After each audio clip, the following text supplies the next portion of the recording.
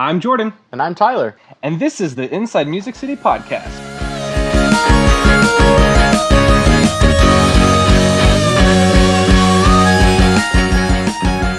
Welcome to another episode of Inside Music City, where it's our job to talk to music industry professionals about the ins and outs of the music business. This episode is brought to you by our wonderful patrons. Yay! Thanks, guys. You can learn more about becoming part of the Patreon family, as well as finding a lot of behind-the-scenes content by visiting www.patreon.com/Inside Music City.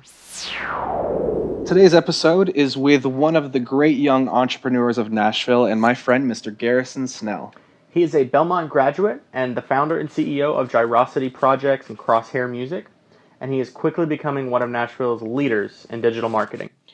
We discuss how artists and musicians can market themselves online, what you can do, what you shouldn't do. And we also talk about how to potentially get your songs in front of millions of new listeners with just one click of a button through his company Crosshair. Guys, there's so much to learn from this conversation with Garrison. We hope you enjoy listening. All right, Garrison, welcome to the show. Thank you, guys. It's great that you scheduled some time to sit down with us. We really appreciate it. For sure. Happy to. Tell us a little bit about your story and your background and your company. We'd love to get to know you a little bit better. Happy to do it. So I'm not very old. I'm only 23, and I'll turn 24 in a week, actually, which is awesome. Hey! So it's exciting. Happy early birthday. Thank you. I'm going to be in Arkansas, actually, whenever my brother's getting married on Tuesday. So okay, it'll be fun. But I started the company that I own right now. It's called Gyrosity Projects about 2 years ago, literally the day after I graduated college. And I'd been working up to that point in music for, I guess, 3 years at that point, doing essentially digital marketing work for a variety of different artists. One was a fairly popular country artist that had hired me on to his personal staff, and then one was with another artist management company that had a variety of legacy country artists. And I was doing everything from Facebook ads to email marketing to making graphics and videos to whatever they needed me to do. And so up to this point, I'd been working salaried jobs for 3 out of the 4 years of my college career. I graduate on a Saturday, and I go to work on the Monday, first full working day I'm out in the world, and I no longer have a job. And the irony was not lost on me at all. And so I ended up leaving that job, obviously, and 4 of their clients came with me, and I said, okay, I'm just going freelance for a minute, which turned into this. So I basically sat on my couch for about 5 months freelancing under the name Gyrosity Projects. Worked a couple arrangements in a way where I was able to get some more clients and hire some staff. And now we've grown to 16 folks and staff in 4 different cities. I guess we have 12 in Nashville, 13 in Nashville, 1 in LA, 1 in Atlanta, and 1 in India doing coding for us. And 31 active marketing projects, some in music, some in healthcare, some in women's fashion, some in corporate brands. And still 60% music, so quite a bit of independent artists hiring us for promoting stuff and growing numbers and all sorts of good things. And for a long time, the marketing work was the majority of our revenue. I mean, it was all we were doing. And about, I guess it was 2015, August 2015, an announcement came out that Universal Music had acquired a company called Garrison, which is basically a marketing agency like us that specialized in promoting to independent Spotify playlists. And to this point, for about a year prior to that, there were these kind of rumors of independent artists getting these major breaks on the network of independent playlists that were on Spotify. So this was a combination of playlists that were owned by normal people like us and then people that worked for Spotify. And Garrison had managed to do it really well and was an integral part of promoting Major Laser's Lean On, which is the #1 most streamed song on Spotify for years, up until a Drake song beat it out this year. But I guess it's the end of last year. But Universal acquired that company, and I went, holy crap, that's interesting. And thankfully, I had gotten the chance to meet the guy who owned Garrison about a year prior, and really didn't pay much attention to what they were doing and wished I had. So I went back to Gyrosity and said, hey guys, this is what's going on. How can we get into this? And one of our marketing clients said, hey, I'm willing to put some money into pursuing Spotify playlisting as a strategy. Let's go take a press trip. Let's go meet Spotify. Let's go do that whole thing. So we took a press trip to New York, spent the majority of his budget on meeting Spotify, hoping to get playlisted on New Music Friday or, Fresh Finds or whatever was going on. And nothing happened at all. Like, we spent quite a bit of money just on the logistics of the trip itself, played the music for their team, got some great reception, got no playlist pickup.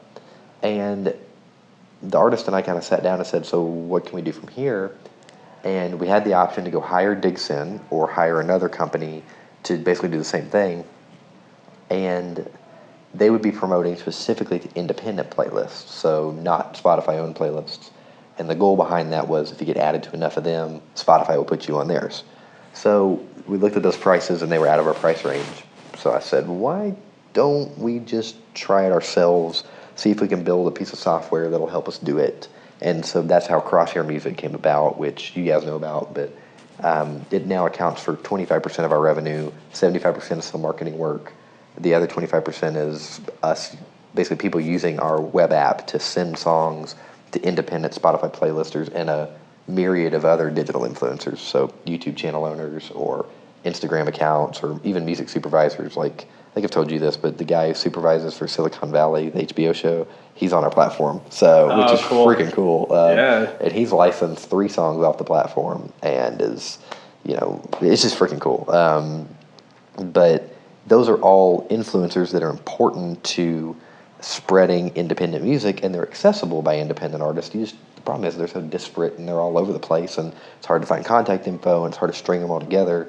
Crosshair's basically done that, and you pay us a paltry like $250 for one-time fee just to get your song in front of them and get them to hear it and decide if they're going to use it or not. So that's basically the 2 businesses that I own right now. Gyrosity is profitable, does well. Crosshair is paying for itself barely, and we've never raised money for it, so we're going to now raise some money for it and try to blow it up. But what exactly does Crosshair do for artists? Yeah, so it does 2 primary functions. It's pulled together all these influencers, so there's a database that they can access with one push of a button. Secondly, it matches them to the most relevant influencers. So, like, take a song, you're going to put it into the system, right? And you're going to fill out some information, and it's going to take the song information and look at all the influencers we have in the database and go, which ones of these are most likely, based on what they've told us, to use this song in a promotion? So add it to their playlist, feature it on their YouTube channel, put it in a TV show, whatever, and basically then it notifies them that they have a new song. They listen to that song and then decide, I'm going to use it or not. The way crap can spread is, it's insane. So, like, I think we've done 200 and something songs at this point since January when we launched it. And about 30 have really just exploded, where they were added to 5 to 15 Spotify playlists and grew from under 1,000 plays to hundreds of thousands of plays inside 4 to 6 weeks, which is great. And that's, we have one guy, actually, a rapper named Pro Hayes from Atlanta, who got added to 5 Crosshair playlists, broke onto Fresh Finds and Fresh and Chill all inside 6 weeks, and broke 100,000 plays. So he paid for Crosshair over again. He almost double paid for it, right? He almost doubly paid for it, and got 100,000 plays on a song that had under 100,000 or under 1,000 in March. So the power of digital influencers kind of strung together. It's pretty absurd. I mean, you can drive so much traffic back to anything, and it's authentic traffic. It's people who trust these influencers, and it's cool, man. It's really cool, and it's accessible. That's the problem. Is, think about it. When you're an artist, like, you finish a song and you go, now what? I'm going to put it out online. I'm going to maybe run some Facebook ads, or I have to go hire an agency to help me. And Expensive, which is crap. expensive, and like our agency's expensive, and most independent artists can't afford us. So we had to make a solution that was affordable, and that was reflective of how easy it is to get access to these influencers. The problem is you got to do the hard work of finding them. The exchange is easy. They love music, and most of them are really into using independent music. About how many influencers do you have in your database? A little over 10,000. Chew. So, which is That is awesome. a much bigger number than I expected. Yeah. And we're It's huge. Part of this fundraising process is to go out and acquire influencers in batches of 5 to 10 to 15,000, so we can just max that database out. Wow. And just you make it supremely valuable. Is the idea. So. What is some of the data that you enter about your song that would match up? Like, do you put your genre? Yep, you're gonna pick a mix of genres and a target audience, age, and gender. So, and then there's some other actions and things you'll choose. Like, if I want Spotify, then I want this information, and if I want YouTube, then I want these four things to maybe happen. And when you pick all those things, the influencers have basically picked the same stuff, and it's just going to match them together based on how closely they correlate. So That's fantastic. And you have about a 15% yeah, acceptance rate. yeah, acceptance is the wrong word. 50% Not acceptance, but explosion rate. I guess. Explosion rate, yeah, which is huge. Well, ones that are like supremely notable, the majority of them are like they'll get added to. Okay, I got one example. I got a client right now or a customer that got 65 responses, which is a lot of responses. 43 passes, 22 acceptances. Okay, those acceptances, he's going to get used, but it's to be determined whether they will move the needle for him sufficiently. So it's usually like a 60-40 split on passes to ads or ads to passes, depending on how good the song is, honestly, and how well it's matched. So all the artist can do is put it in and go, I'm going to target it the best I can, and we're going to pick the most relevant influencers, and you hope that they like your version of a pop Americana Christian song that women above 40 are going to like. You know, they hope, because you can't, you can get down to like a taste profile even more specific than that, which Spotify and Pandora and them do, but you have to have a lot of data for it, and we don't have enough yet. So we're getting there. We're going to get to more relevant matching. We're going to get there. But So this sounds like something that any artist that literally has anybody. music can add their stuff to Crosshair and Literally anybody. get their music out to people. Give you a kind of an idea of how big the market is for this. Sound Exchange does 200,000 new songs. It has 200,000 new songs uploaded to their system every month for royalty tracking. So there's 200,000 songs out there every month. The Sound Exchange, people think they want to track enough, right, to take the time to upload it to Sound Exchange. Give you another comparison. Reverb Nation distributes 4,000 songs a day. So there's a lot of music out there that people care about, and I want to be the answer to that now what question, where they go, I'm done. It's on iTunes. What do I do with it? Yeah. You know, How can somebody find a playlist creator? You said it's pretty easy. You just have to do the work. Well, it's easy to have the conversation with them. The finding and the contacting is really hard. Once you get in contact with them, it's pretty easy to work out the arrangement. It's like they're usually into it. They're like, oh, I love the song. Great, yeah, cool. And they go with it. Oh, I get paid? Cool, great, awesome. You know, you have to do a lot. So there's a lot of just stalking, a lot of searching, a lot of scraping, a lot of, matching up Spotify profile pictures with Google image searches, and taking a username on Spotify and searching it across Twitter, Instagram, Pinterest, LinkedIn, Facebook. Everybody try to find a matching semantic username, and it's there's a lot of techniques for it, but some of which we've gotten down to a science pretty good, and then we've streamlined and that I won't go into, but it can get difficult. So the most basic way is find someone on Spotify and go search them on Facebook. And then message them and hope they read their unread messages. Yeah. So. So for those of you out there that are real go-getters, you could do it all yourself.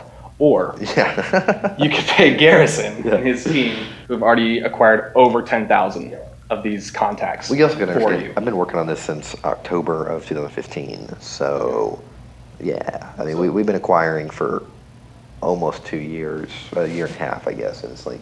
And it sounds like they have a better chance of success by using...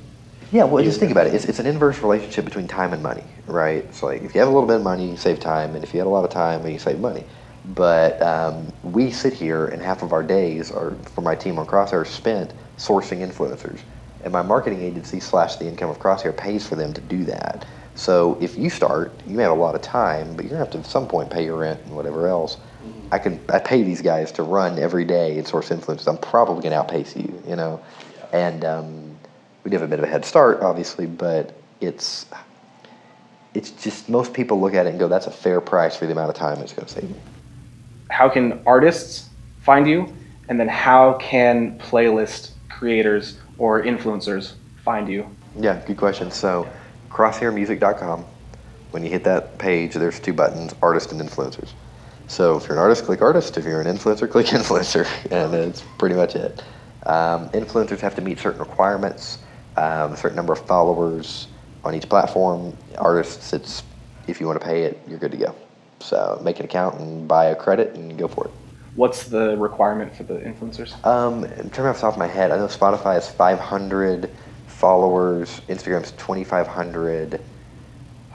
They're on the site. I'm trying to remember off the top of my head exactly, but it's above 1,000 for most platforms, which there are plenty of people out there that have that. It's pretty low.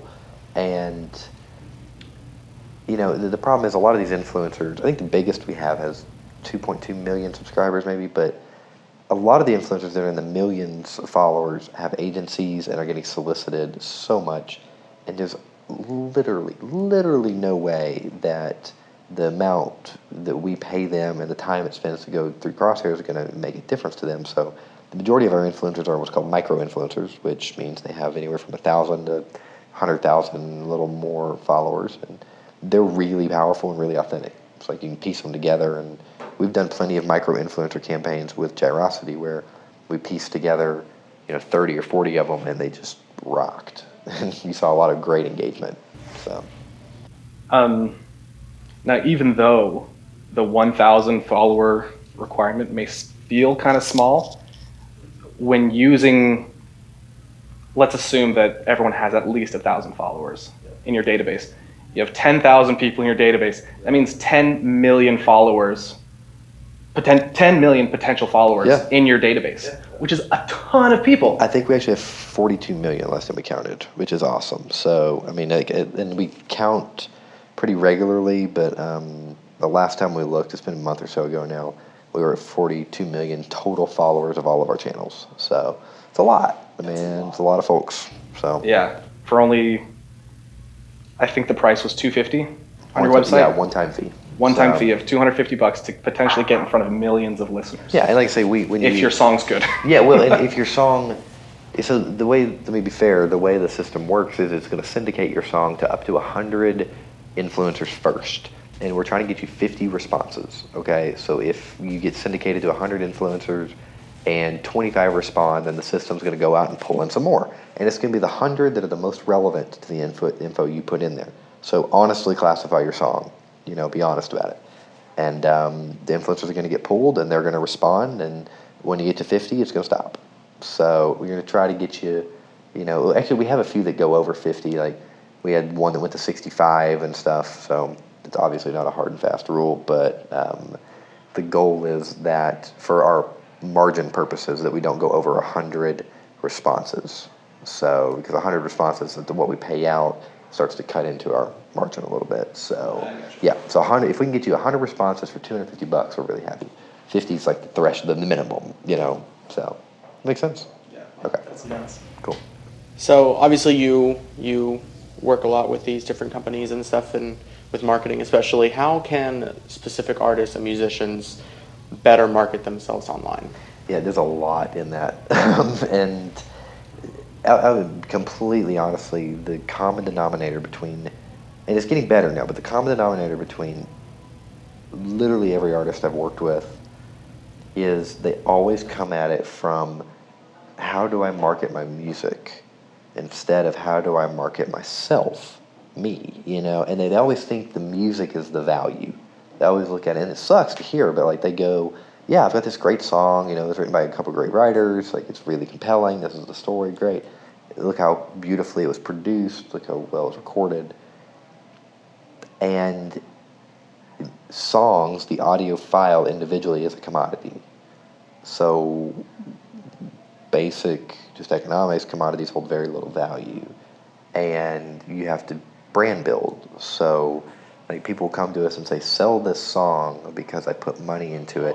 And I'm like, we're not selling the song. The song is a loss leader for you, and the business that surrounds you and your unique characteristics. So it's very hard to get across to artists sometimes, but by selling you and what's cool about you and your story and the way you see the world, your music will get consumed.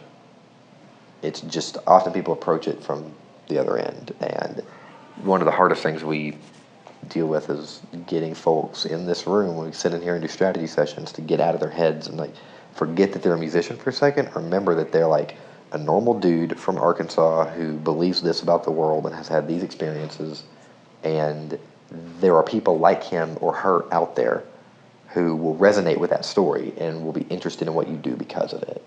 So like, and that applies to literally any business or any value proposition that we're marketing. So in the case of like myself, for the young entrepreneur in the music industry, blah, blah, blah, there's a lot in my story that people resonate with, and I can market each one of those aspects individually, productize it, monetize it, and put it out there. So that's my philosophy. How to do it functionally, a lot of different ways. You need to start with a really authentic understanding of yourself, and that sounds meta, but like I'm serious. Sit down and write on paper, like notate out exactly what you are and like what your experiences are. Like, I'm a 5'11" and a half white male who's 23 from Arkansas that has this, that, and the other. Put your bank balance down, put the model car you own down, and just try to get your like authentic, real attributes out on the table. And it sounds super meta, but you do that, you get them out on the table, and then you look at them and go, okay, what of these do I like, and where is there like a compelling story in this? And then you start making content around that. You start making videos, you start making blog posts, and you start making pictures and doing all these things, and then putting those in front of people who are the same or are complements to that. So a good example, one of our music clients is a kid from Chicago, grew up kind of in the boondocks, but has an amazing voice, 5 octaves of vocal range, is a member of the original Disney like fan club things. He's one of the founding members of the original Disney fan club. He's 24, has been to Disney World 27 times. Okay, so just think about that for a second. Just a brilliant kid, loves nerding out and gaming, and just a great dude, super talented, has the ability to be very real and very authentic and very like vulnerable in that. And there's so many people who feel the same way and don't have anyone telling them that it's okay to be nerdy in the public eye, or it's okay to, sit in your sweatpants at home, play video games, do an X, Y, and Z. And that's been a narrative that has won over people for him that has nothing to do with his music. The music has to be good, so it's consumed and it's sticky after that point. But like, we just build content around those narratives and run them to people, and people love it. The vehicles by which you get that content out, digital advertising is the easiest. So Facebook, Instagram, YouTube, LinkedIn, Twitter, Pinterest, Google AdWords. I say YouTube. Digital advertising. And basically put that content and target it to the folks that you assume are just like you. Show them that content, and if 2 factors are present, if the content is quality and like communicates the value proposition, right, and if the targeting is correct, then it will spread. So like, if I take that guy Mitchell, if I take something, I'm trying to think of a good content example for him we've done. Okay, so here was a good angle we did. So the good angle we took the song Candy that he was promoting, and the chorus was, I may not be sweeter than candy, I may not be good at romance, and it went on and on to talk about like, I'm not these things, but I'm still great, and like, you should get to know me. We took a bunch of really out of the box looking people and out of the box looking narratives, and made, like, I had a guy who was 40 and divorced stand in the shower and sing the song, and and the narrative was like, basically this is what happens when something resonates with you super deeply. And I pretended it was a fan video. I paid a guy to do it, but like, it's all fake, but I paid a guy to do it. And we built a lot of content around these out of the box real kind of people resonating with the narrative, and then we ran it to people who we knew were disenfranchised and would feel that, and it just spread, and people shared it and loved it. Same way, we ran a song called Drinking About You from a band called Haley and Michaels to a group of people who just got divorced, and we did a 30-second video about, basically it was a 30-second video of the chorus of the song, and the arc of the video was fall in love, meet each other, fall in love, get married, fight, get divorced, drink alone in a bar. And it was very sad. And it was like 30 seconds, very kind of visceral. And I think we had like 2,200 shares on that sucker in a month, and hundreds of thousands of views, and just comments on comments that were like, this is my story, this is how I feel, blah, blah, blah. It has really nothing to do with, the song being a great audio thing. It's like what the song is purposed for, and then what Haley and Michaels are. They're a couple, they're a wedded couple that have fights and talk about getting divorced and blah, blah, blah. So, that's kind of my philosophy and the meta description of what I would say, but the content has to be authentic. It has to be real, and it has to be something that reflects who you are, and then you have to have a very real understanding of who's going to resonate with that. Honestly, it's no different than like sales, than going out and meeting someone and figuring out how can I solve a problem for them, or how can I enhance their life or make it better and get them to pay me for it. That's basically all it is, and you're just doing it online. What type of content is best? Video. Video's best? Video's best, right? Especially right now, and it has been best for a while. Mm-hmm. It's been the best, the most engaged with content, but in terms of like how, especially digital advertising, how the social platforms are rewarding video content being advertised, you're getting really low cost per view whenever you put $10 in advertising video, because Facebook wants to be in the video game, right? And they're in the video game, and they're like, if you're advertising on Facebook or YouTube, the big war right now in the digital advertising space is who's going to win the video advertising dollars. It has been YouTube, and they've been the only serious player there, but Facebook is mega rewarding advertisers like myself who want to spend money promoting videos. So you're getting like 0.03 of a cent per view, where you'll spend $1, just do the math on how many views you can get for $1, and it's like you do that $1 a day, or $10 a day, or $50 a day, depending on your budget, and you get a lot of views. And videos super shareable, and it as a medium allows for a lot more emotion to be felt. You get the combination of audio and visual. So before that, I would say very redundantly, I would say very visual pictures. So pictures with banners in them, or like large 2 and 3 or 4 word sets, right? That say, like for Mitchell, we had a bunch of people hold up signs that said like, 2 days before the release, and then had 4 or 5 words narrating a situation, like, so and so, don't you wish you actually dated me in high school, and like this hot girl standing in a mirror or whatever, and that stuff works really well.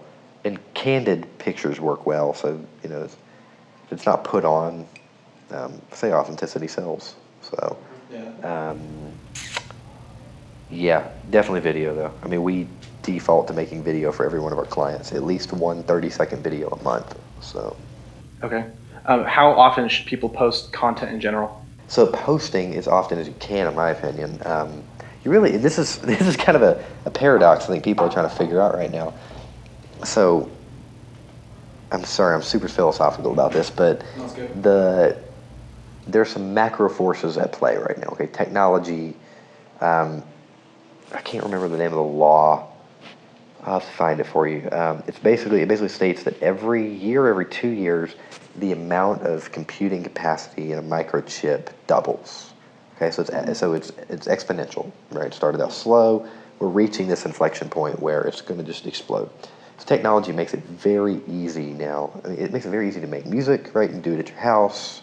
It sounds beautiful. You never have to leave. Video's the same way. You got an amazing video camera right here. So technology is allowing it to be made more often. So you have a choice as a new brand. Are you going to try and pump out as much video content as everybody else is able to, and maybe do it just 10% more? or are you going to do it so slow and so good that everybody just is desperate for more? You see what I'm saying? There's literally one of two speeds you can go, but you can't go in the middle because you'll fall. What will you be? You'll put out an EP every year. It's like, or you'll put out an EP every 6 months or something, and that just, there's too much going on for it to make sense. So you either got to put out some amazing, magnificent piece of work once a year or something and get your core fans just starving for that, or you've got to develop a content infrastructure that allows you to pop out quick, easy content weekly or every other day, and Gary Vee is, whether you like him or not, is still tweeting 10 times a day and is doing a daily video blog and doing, I think, a weekly or monthly video blog and doing a weekly podcast. And so he's on the, I'm just going to outrun you, mentality. And then you got Adele, who I would say is on the, in terms of releasing music, is massive bit of work that she's just super proud of and everybody is blown away by and just knocks Taylor Swift off the charts, right? And then you got Drake, who's putting something out, I think he said he's putting an EP out every month or every quarter or something stupid. Every quarter, yeah. Is it every quarter? Is that what it was? Okay. It's amazing. Yeah. It's amazing. It's a lot of work, right? Yeah. And I've been on that train for a year. And I've been sitting there going you're gonna have to speed way up or slow way down. And I think maybe the way to go, depending on, and I can't do it, but depending on how amazing of a creative you are, I think maybe the slowing down portion and really thinking about your audience and just beautifully forming this piece of value for them, and then just when you throw your right hook, when you throw your jab or your right hook and you just ask for it, you go for it, and it's just massive and it's huge and it's just one giant all-encompassing thing for your audience, right, for your group of people, and then it's gone again and you want it. I am not even that big of an Adele fan, and I'm already interested to see what happens next, and she's got a little place in my mind, because it was so overwhelming when it happened. The problem with doing the fast stuff is you will become numb at some point, and it becomes, diminishing returns, right? So as far as posting goes, specific posting, you got to decide which philosophy you're on. And I have one client who posts really intriguing, high-quality content on Instagram, I think once every 2 weeks. And then I've got others that post multiple times a day.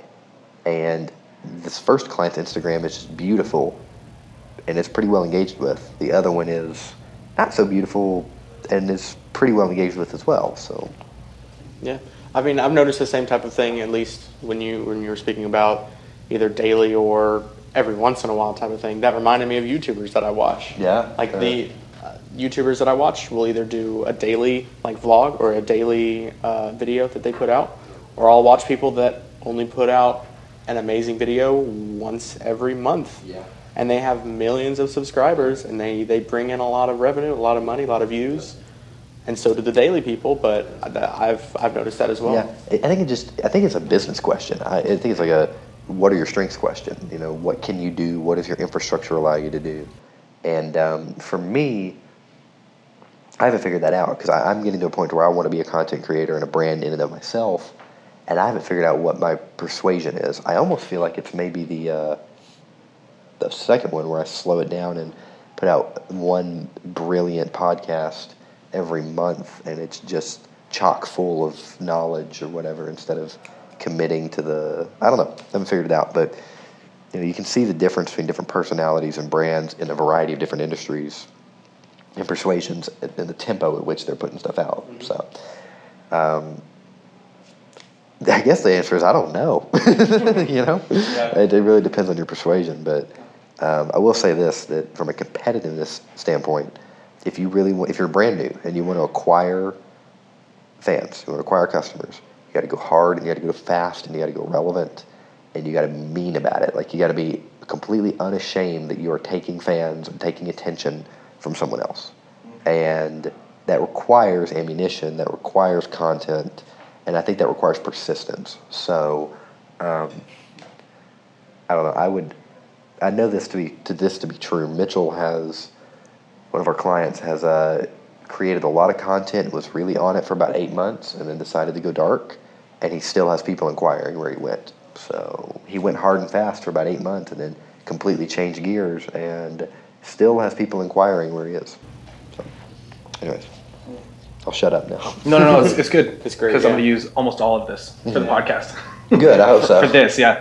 Full disclosure, like my goal is to be able to get enough sponsorship money to pay you. Oh, cool. To cover this. Cool. Because I know that I personally, and like even with help from other people, I can't do the marketing side of things. But I say we still have room to grow as a company, but like we'd be honored to try it. I would love to try it and then take those lessons and be able to apply them, because podcasting, for some weird reason, it's been around for a minute. It's now becoming a thing. It's exploding. And I'm going, where did it come from? Like, where did it come from? And what is that driver? I don't know. So, anyways. One of the reasons why I love podcasts is because it's a secondary activity.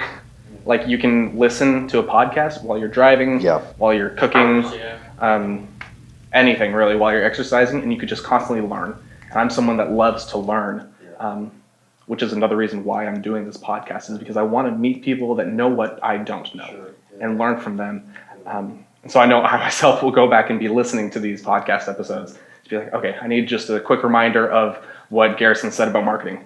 You know, how do you get engagement if you're only putting out a video every once in a blue moon? Because like you said, you have the whichever creator you're thinking of, they do it once a month. It's a good question. Yeah, how do we keep engagement active? Let me respond to the question. Where are you right now? Like, are you brand new, or have you been putting out content consistently regardless of the frequency? Let's assume, because I have someone in mind, let's assume it's somebody consistent like once a month. Okay, so they are picking a tempo, and it's a slow tempo, and they're doing it consistently. Okay, so there's really three things to think about there. First is it good? Secondly, is it relevant to someone? Thirdly, have those people seen it? You know, and the way you get those people to see it usually is paid advertising or hustle, where you're like sharing it around, contacting people, just grinding it out, right? Getting it in front of people, posting it on forums, putting it on Reddit, whatever. Getting other influencers to share it, asking for favors, trading stuff, like doing this, if I had my PR company still, I could say, okay, put me on your podcast, and I'll have my PR company put out a press release for you, whatever, you see what I'm saying? Trade favors.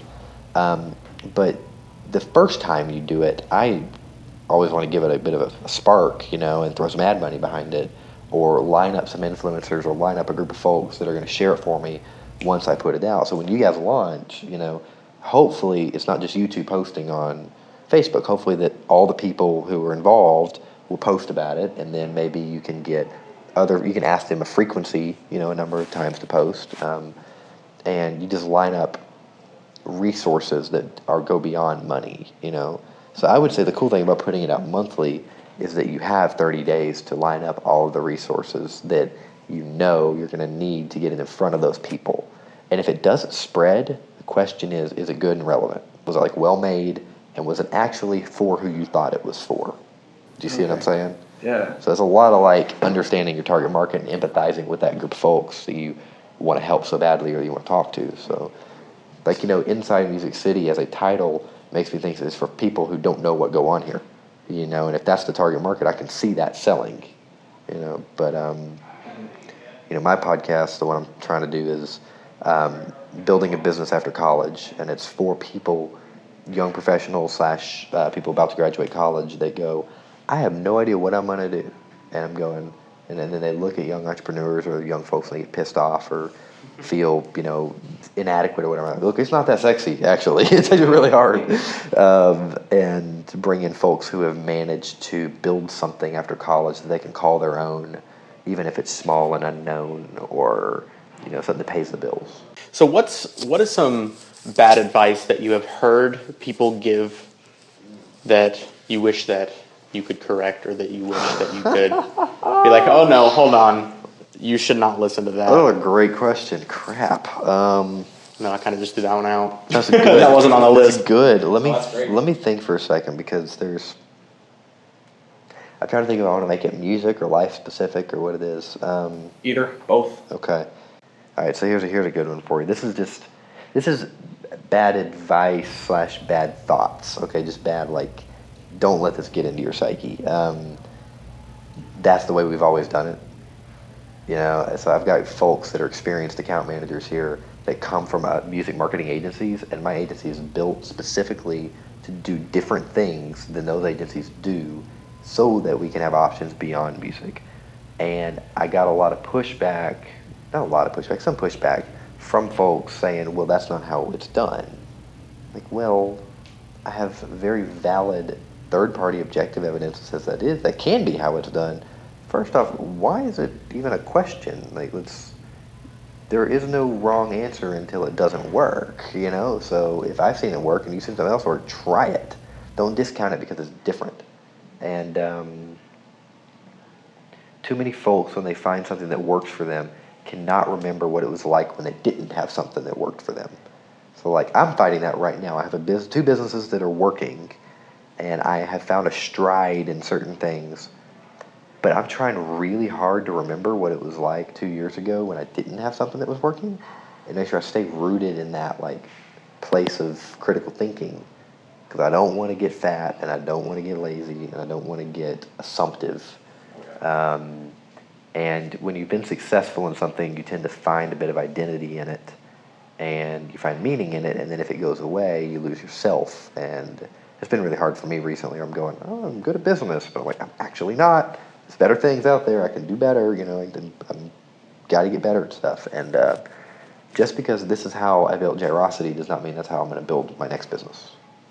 And that's really, really freaking hard to keep out of your head. You know, it's just really hard. It's just really difficult. So I don't know. That's one bit of feedback / conversation that I hear between my team and other teams where they go, well, this is how it was done. And I'm going, well, that may not work anymore, especially in digital marketing. That may have been 3 months ago, whatever. You know what I'm saying? Yeah. So that's one bit of information that gets spread around that's pretty nauseous, nausea-inducing. So. Mm-hmm. What about specifically for musicians? Bad advice? Bad advice for musicians trying to market themselves?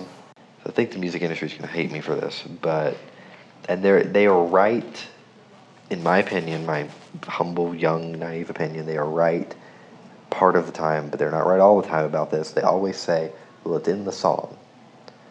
I'm like, well, yes, it is. It's got to be a song that meets a certain threshold of relevancy and critical creative thought and passion and input and blood and sweat and tears, but that is not the end-all be-all. That is not it. You can blow stuff up that is not good. You know, you can make stuff spread that is not great, and it will spread only so far as the effort you put into it. It probably won't take on a life of its own because it's not shareable and good and compelling. But people seem to hear that and go, okay, if I write a great song, I'm famous. It's like, it's not the case. So do not limit yourself to an understanding of just the creative craft. Educate yourself on the whole kit and caboodle, because you're an entrepreneur, is what you are. You're building a business, and your product is yourself.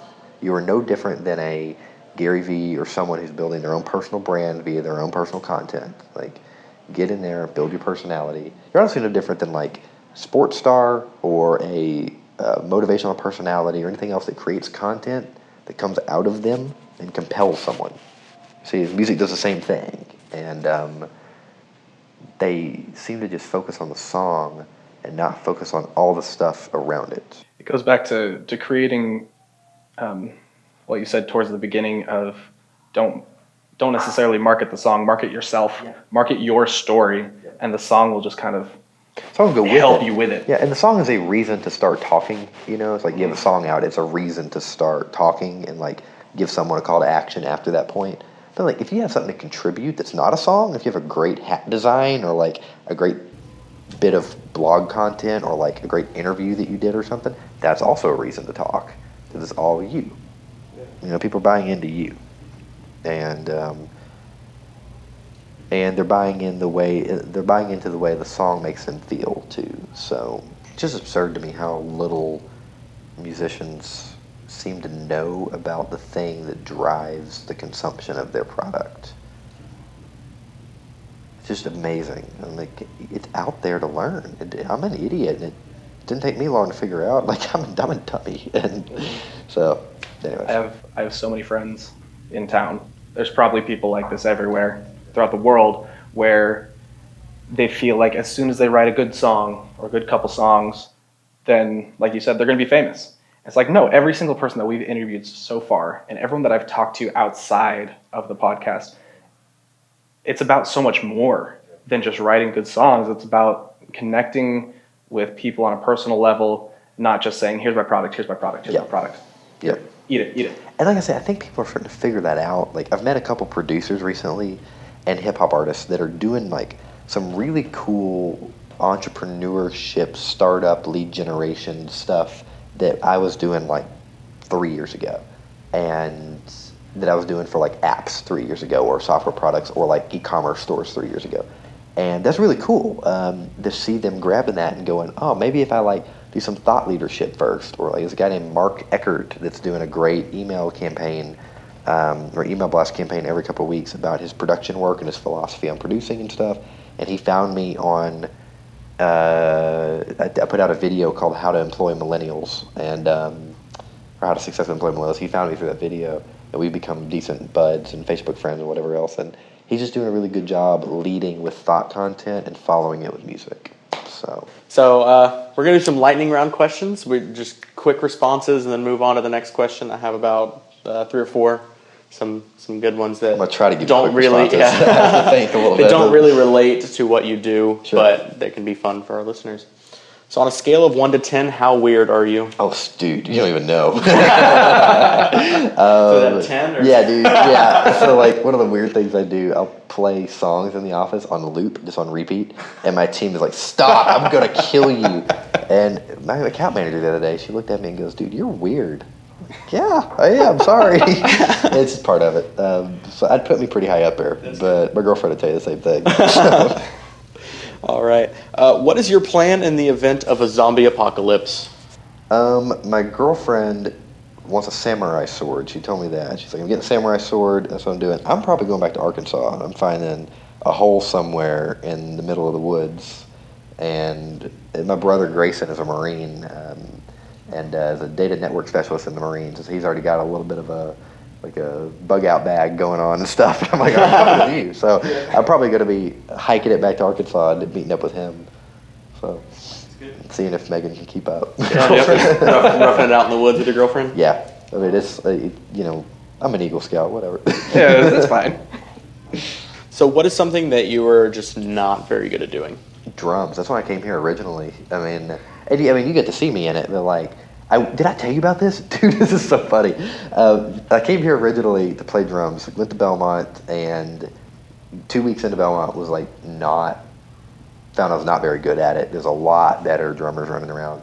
The amount of competitive energy I'd have to put into to making any money at it was not worth the amount of money that I was going to make. So, like, all right, what can I do different? So that's when I started in the business stuff. But 2 weeks ago, I got asked by my roommate to jump on a gig that they couldn't find a drummer for. It's like, well, I haven't touched a pair of drumsticks in 4 years. Okay, sure.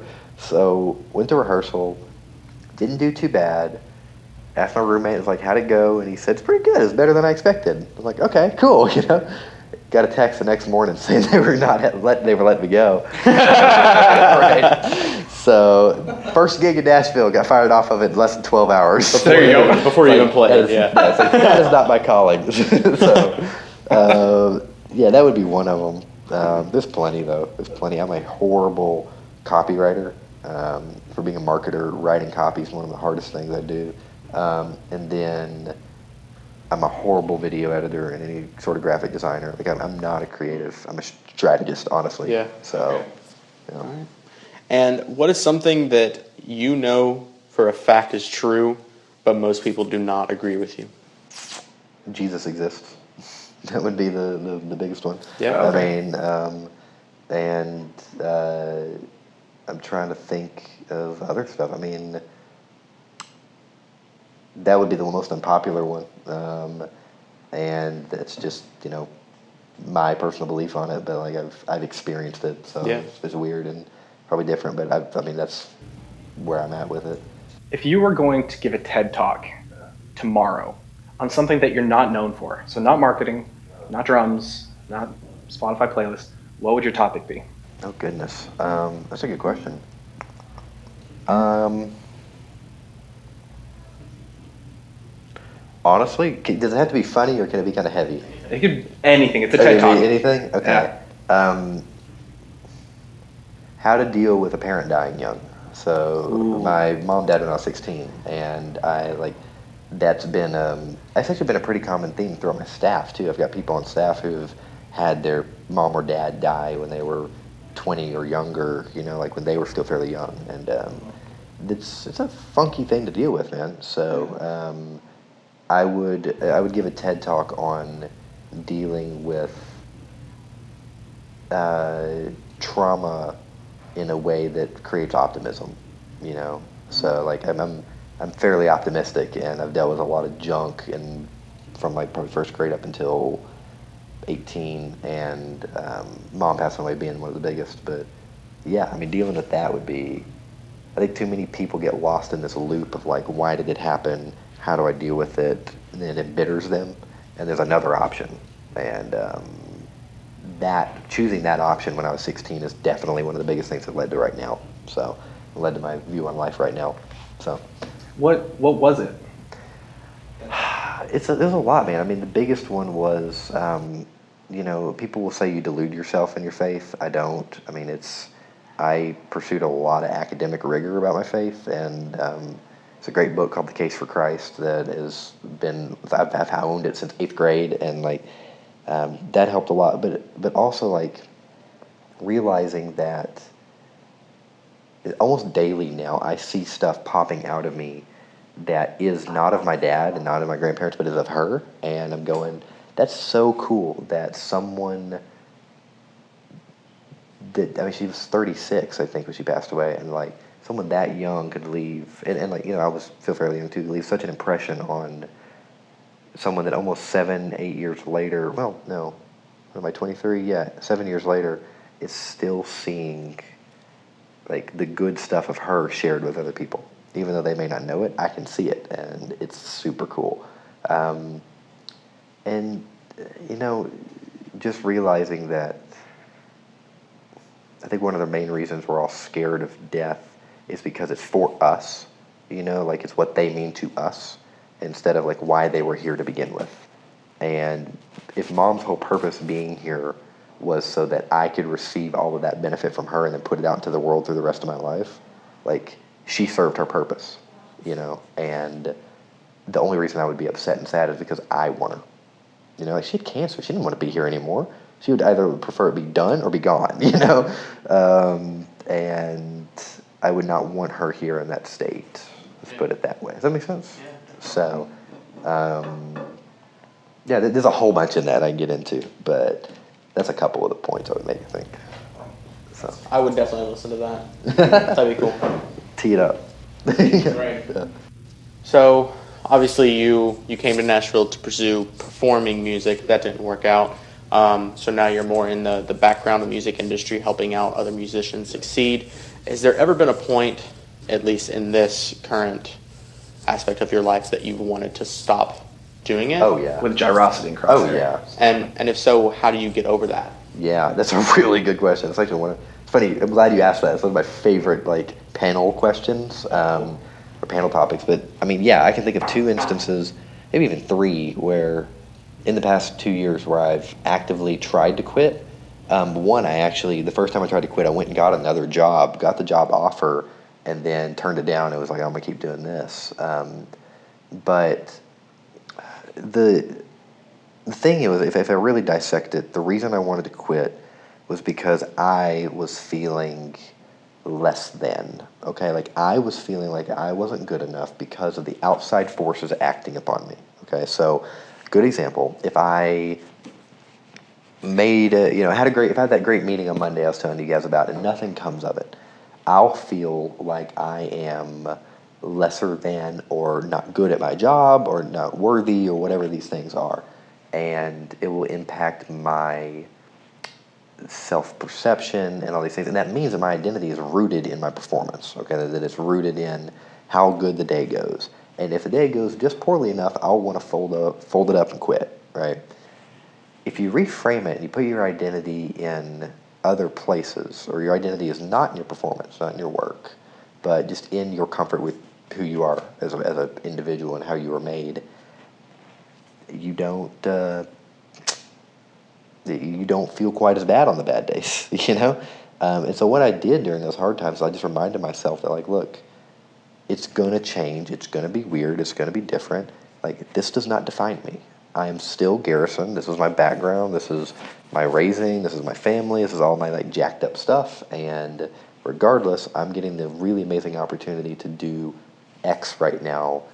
That's gravy, you know, like, that's gravy on top of, like, what I'm entitled to in life. So all of this is just gravy, and if I can keep that in mind, then it doesn't faze me, you know.